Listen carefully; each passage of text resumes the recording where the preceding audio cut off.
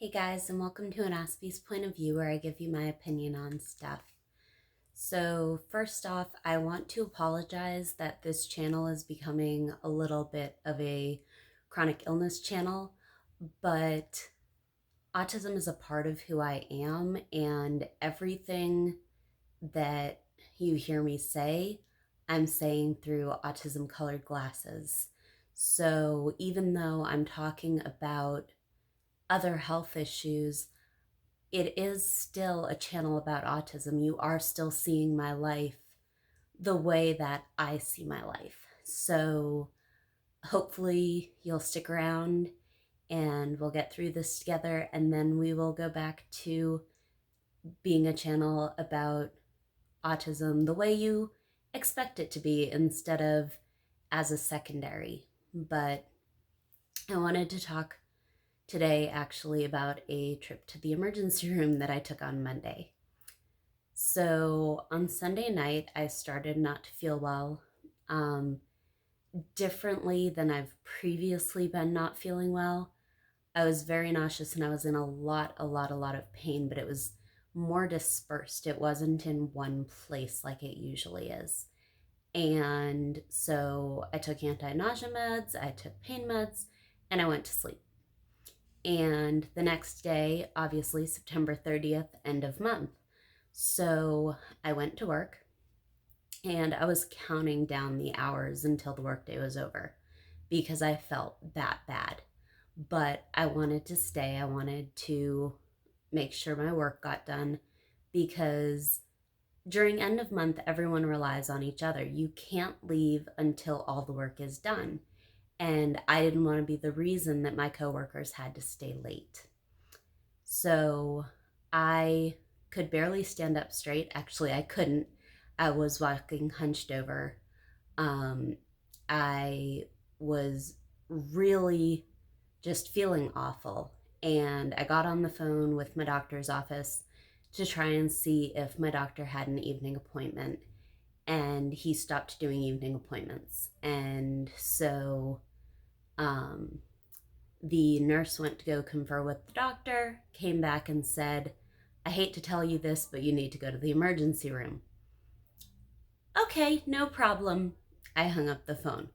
Well, during all this, while all this was happening, I was very slowly shuffling my way to the break room, trying to make myself a little bit of lunch, knowing that it was probably going straight in the trash can because I was so nauseous, but I had to try to eat because my sugars were low.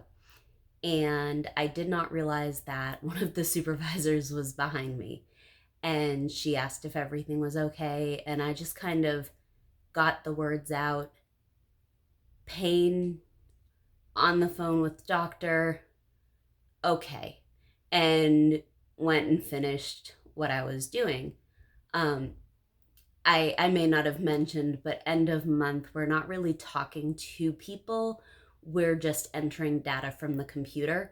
So that's why I thought I could get through the day, was because even though I couldn't really speak properly necessarily, I could type on a computer. I could get the work done even though I wasn't feeling great. And um, I had already made the decision that I was going to go to the ER at 5 after work. And um, then the supervisor knocked on the door and came into my office. And she asked what the doctor said. And I don't lie, so I told the truth. I said, they told me to go to the emergency room. I'm going to go at 5. And she said, what time did they want you at the emergency room? And I was like, I'm going to go at 5. And she was like, no, you're going to leave and go now. So I left. I went to the emergency room. Um, and so I always go to the same hospital. We have 2 hospitals here in my town. And originally, all of my doctors were at the same hospital. Slowly, some of them have started to move to the other hospital, but I very much like the emergency room that is at what I refer to as my hospital. They know me, they treat me well, they take care of me, and they know about my autism. So I got there, and it was lucky I left work when I did, because by the time I got there, I was dry heaving. I was in so much pain.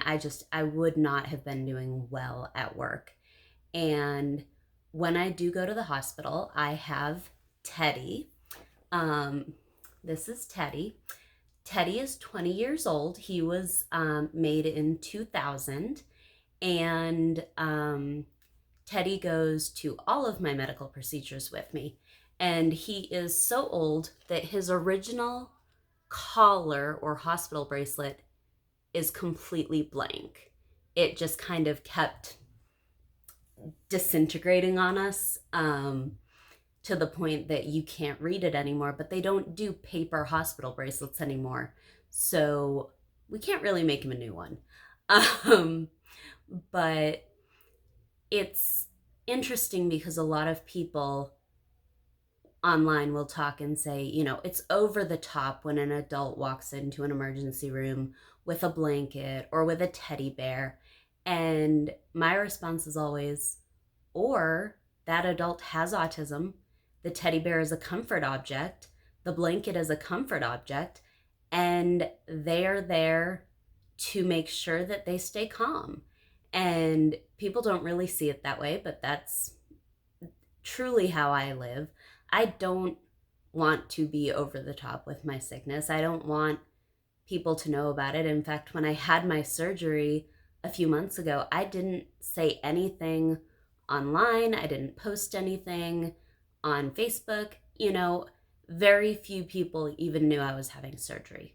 And I wanted to keep it that way because I don't want to be the, oh, woe is me, I'm so sick, and everyone should feel sorry for me. That's not who I am. It never has been. I wasn't brought up that way. And that's part of the reason I wanted to stay at work, is because I was brought up that you stay at work, you get your stuff done, you go to school, you get your stuff done, and then you're sick after work or you're sick after school. Um, and I'm not saying that in a bad way. It's not like if I was really sick, my parents were going to force me to go to school instead of take me to the doctors. But they would always say to me, do you really feel like you need to miss? Or could we go see the doctor after school? And so they taught me kind of how to find my strength and get through the day. And I will say that I know the emergency room is for treatment of emergencies. Therefore, I didn't expect them to find out what was wrong with me.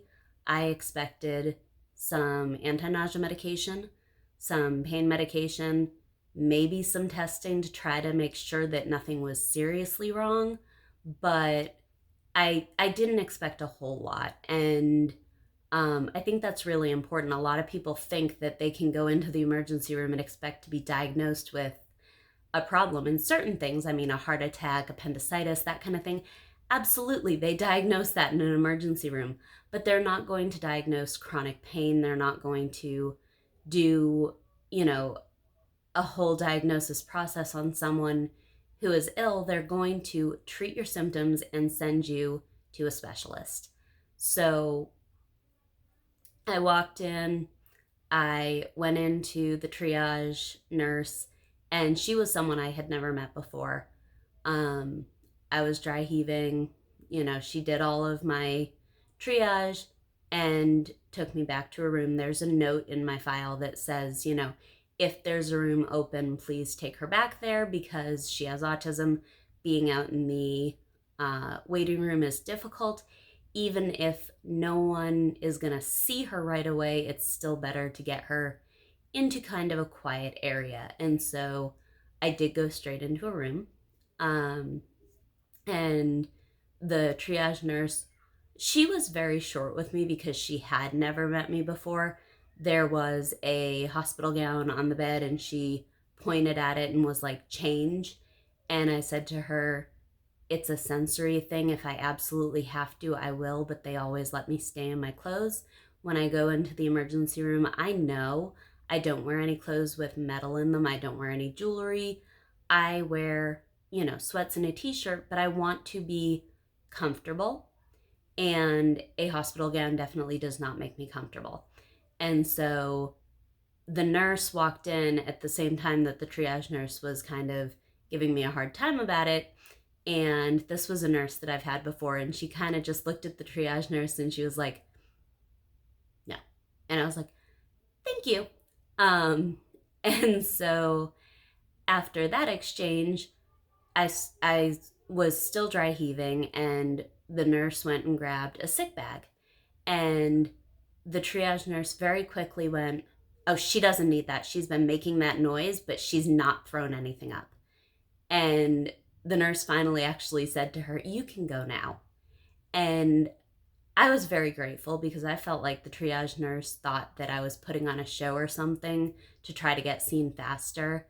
Um, and it was very uncomfortable for me dealing with her. And so when she left the room, I was much happier. I sat down. The nurse asked how Teddy was doing, which is always funny because I don't give him thoughts and feelings like a child does, but he is a comfort object. And she asked if there was anything she could do for me, and I said to her, yes, get me out of pain and give me nausea meds. And she looked at me and said, as soon as the doctor orders them, I will get them for you. And I nodded my head. I know a nurse can't order medication, and I thanked her.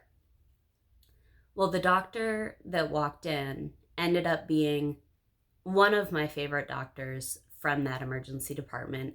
And I know this sounds like I'm there all the time, but there are doctors who treat and turf, which basically they don't care to run any tests at all. They say, oh, it sounds like you have, and they give you medication and send you on your way. Um, in the past, I had a doctor who said, well, it sounds like you're having a flare up of your Crohn's disease. And I looked at him and I said, this doesn't feel like that. And he was like, well, that's what it sounds like. So we're going to give you some steroids and send you home. And I was like, huh? So I really was very happy when this doctor walked in because for a quick moment, it flashed through my head, maybe this doctor is going to figure out what's wrong with me. And to be fair, he did try. He tried very hard. So he, felt around on my stomach, got a grasp of how much pain I was in, how nauseous I was, and went off to write scripts for medication. And the nurse came back in, and she had a student nurse with her. I am a notoriously difficult stick. And the student nurse had asked if it was okay for her to try to get an IV in. And I said to her, if you can do a tough stick, you can go for it. And she was like, maybe I won't do this one. So then the nurse tried, and she was looking and she was feeling, and she was like, everything is scar tissue. There's nothing. And I said, yeah, there's not a whole lot there. And we know that from past times. I still had marks from the 3 places that were tried the last time I had an IV. And so she could kind of see where they had gone in and failed. This particular time, it took 5 sticks to get an IV in. But I didn't care because I knew that I was going to feel better once they got that IV in. So I let them stick me as many times as they needed to. I wanted that medication because I felt so awful. And so they finally got the IV in. They were in a teeny tiny vein in my hand. And as they were pushing the meds, it hurt so badly because those are harsh meds to go through a small vein like that. But I knew that they were going to make me feel better. And they said to me that they had taken a couple of vials of blood. They were basically going to run every test they could think of. And again, I thought for a brief second, this doctor has figured out what's wrong with me before. Maybe he'll figure it out again. And after a while, the pain started to subside and the nausea started to subside, and I was able to fall asleep. And when I woke up, the doctor was sitting there, and he looked at me and he said, I have no answers. And again, I didn't expect when I went into the emergency room that he was going to have answers. But when I saw who was treating me, I got this little notion of maybe. So I wasn't completely disappointed, but as he started to explain that every blood test came back normal, there was no sign of infection, there was no sign of inflammation, there was no sign of anything he could see. My kidney function was good, my pancreas function was good, everything. I was so confused because I was like, yet again, I go in for help and they can't find anything wrong. And I'm so afraid of becoming the girl who cried wolf because I am in pain, but you can't share pain with a doctor. You can't say, but you know I'm sick because I'm in pain. They know you're sick when they see something on a test result. They know you're sick when they see something in a lab or something on an image. They don't know you're sick by what you say, because there are people out there who will say, I'm at a level of 10 out of 10 in pain because they want Dilaudid or morphine or, whatever the case may be. And I am not that person, but I don't ever want anyone to think of me as that person. And so, as let down as I was that we didn't find anything again, I was also just kind of concerned that how many more times can we do this and find nothing before they say, we can't treat you here anymore. And so, I thanked him for trying, and I thanked him for getting me to a point where I felt like I could probably head home. And, he had already said he was going to discharge me. It's not like I said to him, can I please go home? But I wasn't super concerned about going home at that point in time. And I thanked the nurses very much because they really did try to make sure that I was taken care of, that I was comfortable, that there was nothing going on that was making me feel attacked or uncomfortable. And they could see that I was uncomfortable with that triage nurse and got rid of her very quickly. So it was certainly an experience of kind of ups and downs, because I didn't, like I keep saying, I didn't expect an answer. But once I saw the doctor that was treating me, I started to think we might finally get one, and we didn't. But I'm feeling better today than I was on Monday, certainly.